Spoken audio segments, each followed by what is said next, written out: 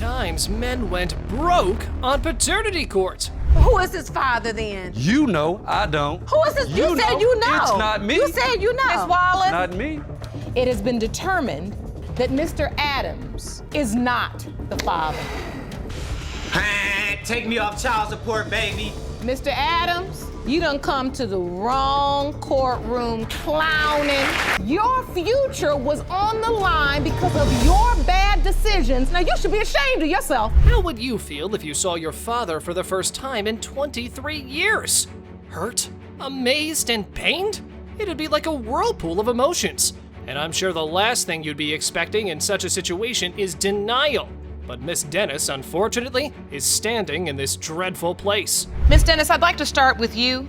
You have been in search of your biological father for close to 23 years. Yes, ma'am. And you truly believe that Mr. Dennis, who stands here at the defendant podium, is your biological father. Correct. Why you believe this to be true? I feel that I look exactly like him. The plaintiff only knew the alleged as her father, even though the defendant had left his mother 6 months pregnant. Still, this denial was too much for her to take. But the defendant denied it and told a different story. My position here right now today is to give her closure, myself closure, being the father or not being the father, which to me, I believe I'm not, because when me and her mother were married, I was a truck driver at the time. I called her phone. She is out on the lake with her ex-boyfriend. It's sad to find out your wife is cheating behind your back when you were working hard to provide to your family. So the defendant said that they split up and filed for divorce, but the proceedings got stopped because of pregnancy. Then, Mr. Dennis continued telling how he was denied a DNA test. I have requested to see the child, but I was living in a different state. And so you have never seen Ms. Dennis? No, ma'am, I in have person. not till today. This young woman who has believed her entire life that you're her biological father, you were married to her mother. Yes, ma'am. You have never laid eyes on her. Never have. Until this day, this moment. Yes, ma'am. The defendant continued with his proof that through her mother's statement, the court denied him the DNA test. He further added that he didn't want to be rude to her, but her mother had misled him on a lot of things. So the judge brought in her mother's testimony on the cheating problem. As I recall this situation, it was not after we were married that I went on a boat with a friend, and he's a good friend of mine. She was dating him at the time we met. He was just letting us see his boat after he had restored it. She is telling a fable No, I story. never had a sexual relationship with anyone. Sheer denial from both sides. Don't know where this would lead in the case. After this, the judge asked Miss Dennis about the other possibility in the case, who stated that she might have an idea about the other potential daddy, but she never took him as her father. It's been a struggle, it really has. Okay, if your mother would have complied to the request that I made for a DNA test, I would have been there. You would have never had to hurt for nothing. Never wanted for anything. I want to answer to that. No one ever asked me for a DNA test. You're a liar. Up next, it was revealed by Mr. Dennis that he had been paying child support for 23 years, but the unpaid amount has made him homeless and lifeless due to the overbearing arrears on it.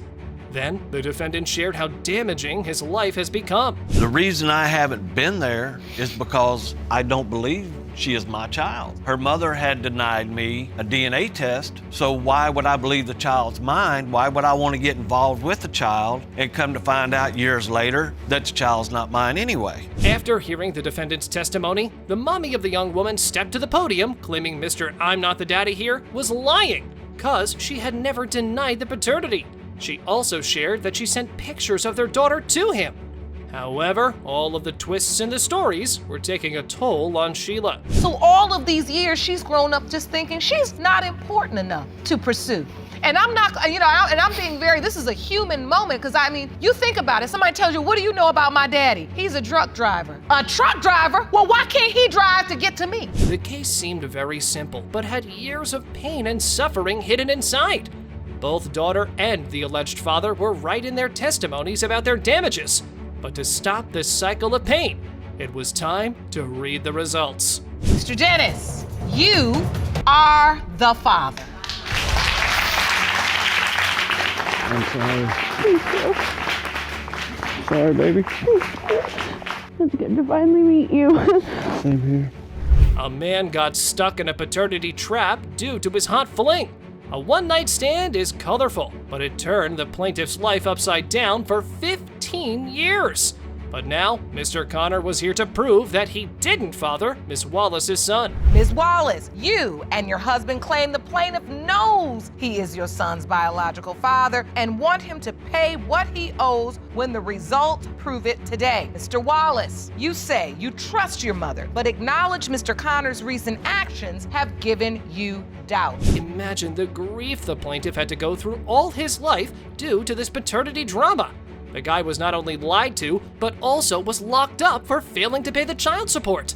Poor guy had lost every job, car, and everything. And this was his only chance to set things right. And I have you on Facebook. You can quit pointing your fingers because I'm an adult. No, you're not. It's not my My problem. son, Jeffrey, had holes in his shoes. That's his dad's Yeah, fault. okay. Who is his father then? You know, I don't. Who is his? You said you know. It's not me. You said you know. Ms. Wallace. Not me. However, the mother at the podium disclosed that her life wasn't easy either, as she had taken care of the child all alone. On the other hand, Mr. Connor didn't feel obliged to be there for Miss Wallace's son, as he wasn't the father in the first place. This constant brush-off made the defendant go like this. What do you remember, Ms. Wallace? I remember him and I being in a whole year relationship, and we had sex numerous of times, Your Honor. And he did know. Well, I got sick. How I found out that I was pregnant. My mom taking me to my doctor's appointment, and that's when I found out I was 2 months pregnant. Ooh, looks like Daddy here is trying to scamp things up. That's why Miss Wallace told the court how the alleged had acknowledged paternity in the past. But things got more confusing when the defendant said that he knew about the pregnancy through a friend and continued talking about why he thought she trapped him on child support. He told me that he wanted to be in his son's life. I told him I did not want to be in a relationship with him. You know, You're a professional liar. Disrespect you because I'm a woman. That's not disrespect. You committed a crime. Like I said, Your Honor, he wanted to be with me and I did not want to be with him. It was revealed that Mr. Connor didn't show up at the court, and that's why his name was put as the default father. Huh, better show up on time rather than regret it later. Then the judge asked Mr. Jeffrey, the child in question, his thoughts on meeting his dad for the first time. I remember my mom, some other family members were riding around East St. Louis. We decided to stop through the drive-through liquor store, and one of my family members was like, "Hey, that's your dad." When you see this man and they just casually say, "This is your dad," does he say hello to you? Yeah, he said hey, but it wasn't like a conversation further than that. That's a decent first meeting with your absent dad. We're happy that it went down smoothly. They all seem cool, even after all this, but still, so much child support debt is on him. Sad. Then the judge brought in Mr. Connor's wife to speak on this matter. We came home one day to the house and he was sitting on the couch and I just asked Jewett, who is that? And he said, that's Jeffrey, and I already knew the situation. He had already told me. At this point, when Jeffrey was 10, was your husband paying child support for Jeffrey? Yes, he was paying child support for Jeffrey already, and we didn't see Jeffrey again. She did it right to reach this young man and console him. At least his wife did a better job than him. Then, Mr. Jeffrey shared that after writing his post, it was the first time he got to know that his father denied him, and he expressed his feelings. Our presence on this earth just made a negative impact on someone else's life. Oh, No, because your mother loved you with all her heart. You know that. You my Yes, twin. ma'am. And I showed love for ever since the day that I had you. I played the mother and father role because I knew what he was denying you. So, after all the testimonies, it was evident that one of the parents was lying, and it was important to know the truth to give closure to the young kid, Mr. Jeffrey, because he had the right to know about his father. Hence, it was time for the results. Mr. Connor, you are not the father. I already knew it. Jeffrey, are you all right, honey? Not really. Yeah, not really. Deadbeat and deaded. How far would you run away from your responsibilities? You should know that it does come back at you harder.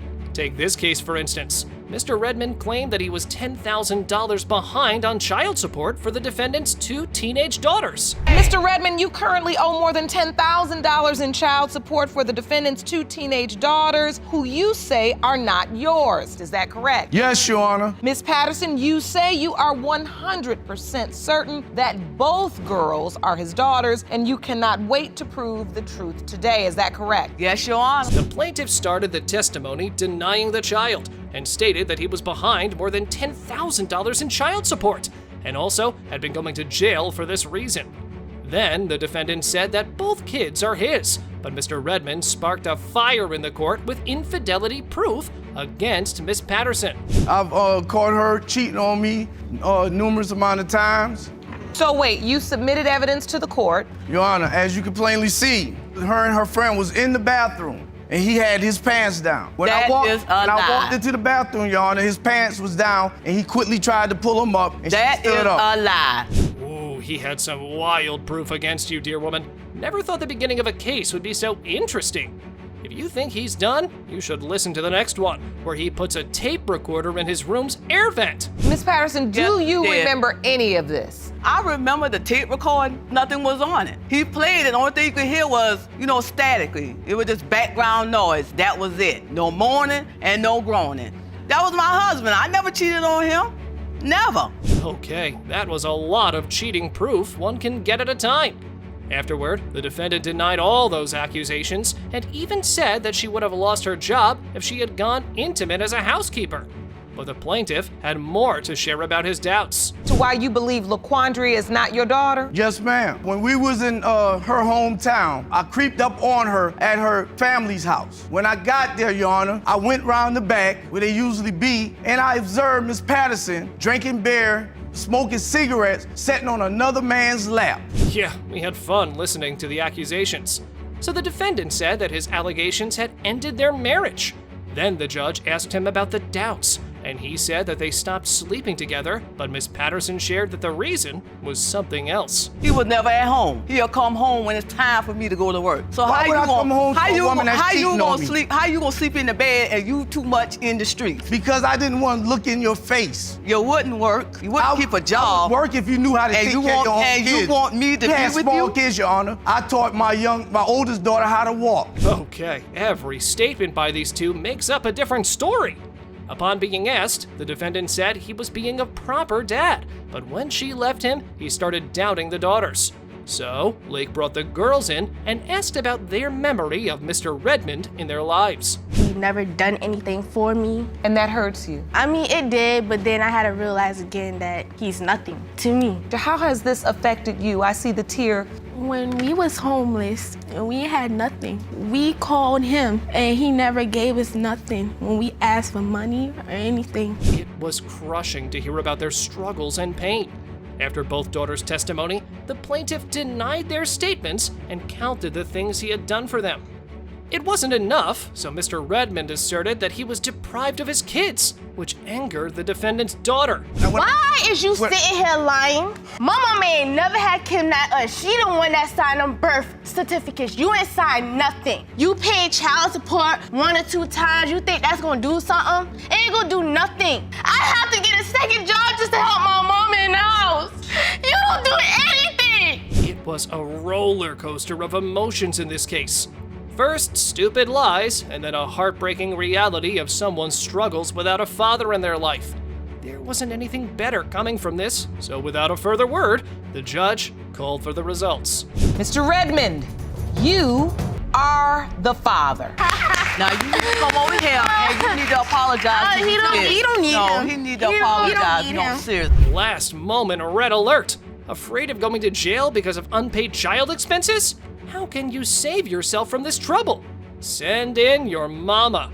Yep, a careless man's mother had appeared in court to prove that her son wasn't the father of the defendant's son. Ms. Adams, you're both with us today to prove he's not the father of the defendant's 3-year-old son. Yes, Your Now, Honor. Ms. Williams, you say Mr. Adams is indeed your baby's biological father, and you argue his legal issues are his own fault. Yes, Your Honor. The plaintiff said that her son was on the verge of a dilemma because he was now facing jail issues. even though they both weren't sure about the defendant's son's paternity, her son was still in trouble. Then, the judge asked Mr. Adams about his relationship with the baby mama. She tried to have sex with me on the first date, so that was a judge of character right there. But you weren't in a committed relationship. No, Your Honor. During that time, were you also sleeping with other men as well? Yes, ma'am, I was. Without using protection? Yes. Then, talking about doubts, the defendant said that she asked for a DNA test and even told him not to pay a penny for it. But still, he denied it, complaining that he was hungover. Next, Miss Williams shared how things folded when she found out about her pregnancy. I didn't mention him about the baby until I found out it wasn't my ex. When you got pregnant, you didn't even include Mr. Adams in this equation. No, I didn't. You thought it was your ex's. And yes, your ex yes, I said, did. well, it's mine too, and you all went through this whole process, but then you Yes. had a test, it was not your ex's. So immediately then you said it was Mr. Adams. Yes. So, the judge asked him about his court appearance, and he replied that he was imprisoned at that time and didn't receive any orders from the court. So he missed his appearance, and the state made him the defaulted father. Next, the plaintiff was asked to share her revelation of Miss Williams' pregnancy. I overheard a conversation on the phone, and she and my daughter was talking, and the question came up again, was my son the father of the child? That's Actually, a lie. she said no in my living room. She's over there talking about it's a lie, and she was in my very own living room. Wow, now the testimony sparked things up. Let's see what the baby mama has to say on this. Then the defendant explained that during her pregnancy, she still thought that her ex was the father, and that's why she denied Miss Adams' son's paternity. But the plaintiff quickly took a chance and threw her first allegation on Miss Williams. She letting everybody babysit while she go to the strip club ain't doing her no Again. good. Because I babysitted the child First and off- she didn't come get me for 2 days. When I was dancing, the only person that ever watched my kid when I was dancing was my mom, most of the You're time. lying because A you lot said of the your time. mother didn't A lot like you and wouldn't watch the child. It's nice to know that baby mama is now responsible. Then the judge asked Mr. Adams about his belief about paternity, and he revealed that even after her ex had gotten tested, he still didn't believe he was the father. Further, he shared the reason why he missed taking the test. The one time that I couldn't go, I was hungover. I'm not gonna lie, you know. It wasn't being lazy or nothing. I really was hungover. But all the other times that we scheduled dates, she was not present, nowhere to be found, probably off partying or anything, Your Honor. Next, the judge asked him about his arrest, and he said that once police just pulled over in front of him, and he, not having the knowledge of the warrant, told them his name, and they put him in handcuffs. Next, on the defendant's comment, an argument arose between both parties. It's a possibility. I had sex with your son, not you. It don't matter. And right. I haven't So don't come at communicated me with like the I child. don't know my mistakes. I was Miss young, Adams, but I I'm was a grown single now. mother. I Baby sure seat did shake to my get butt. Yes, income. I did. had 3 and jobs I took care of my and didn't son ask at the for end of the nothing from day. them. The case wasn't complicated at all, but the irresponsible behavior and negligence had left these people arguing with each other. Now, it was time to read the results so that the baby could get justice. It has been determined that Mr. Adams is not the father. Take me off child support, baby. Mr. Adams, you done come to the wrong courtroom clowning. Your future was on the line because of your bad decisions. Now you should be ashamed of yourself.